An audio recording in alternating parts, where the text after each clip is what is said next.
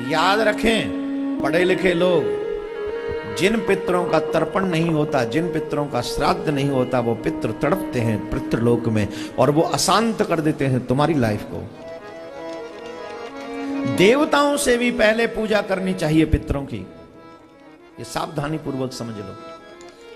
तुम्हारी सासू तुम्हारे ससुर जी जब तक न जाएं, उनसे सीख लो कौन सी तिथि को किसकी श्राद्ध होती है, और सीखो, जीवन भर याद रखो। वो दुनिया में कोई पूजा हो न हो, अपने पितरों की पूजा जरूर करो।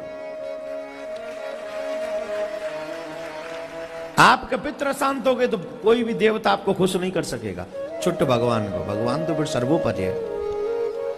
बहुत से लोग कहते हैं महाराज पितरों का जब श्राद्ध करते हैं, भागवत सुनवाते हैं, और एक बहुत बड़ा प्रश्न है, कॉमन प्रश्न है, कर रहा हूं, सब समझ लें, इसका आंसर जीवन भर रखें अपने पास संभाल कि महाराज हम भागवत कराते हैं तो भागवत में पितरों की मुक्ति हो जाती है, तो पितरों की मुक्ति हो जाती है तो फिर पितरों का श्राद्ध करने से क्या फायदा?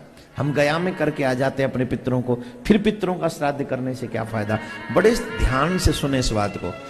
जिन कार्यों से पितरों की मुक्ति होती है, तो मुक्ति कहते किसको है?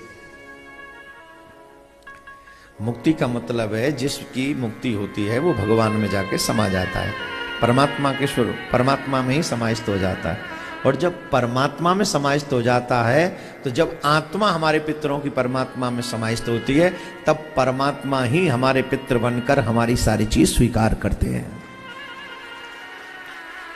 उससे हमें क्या फायदा? तुम्हें फायदा है। जब तक परमात्मा तुम्हारे पितृ बनकर वो सब स्वीकार करते रहेंगे, तुम्हारे परिवार में कभी भी न तो अशांति होगी, न धन की हानि होगी, न वंश में हानि होगी।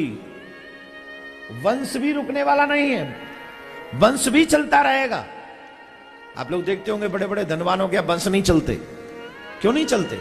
बहुत बड़े धनवान व्यक्ति मैंने देखे हैं, धन तो बहुत है पर वंश चलाने वाला कोई नहीं। वजह, उनके पितृ शांत हैं।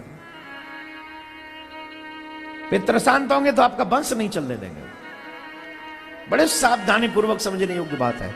इसलिए देवताओं से भी पहले पितरों की पूजा करनी चाहिए, एनी हाउ, कुछ भी करके।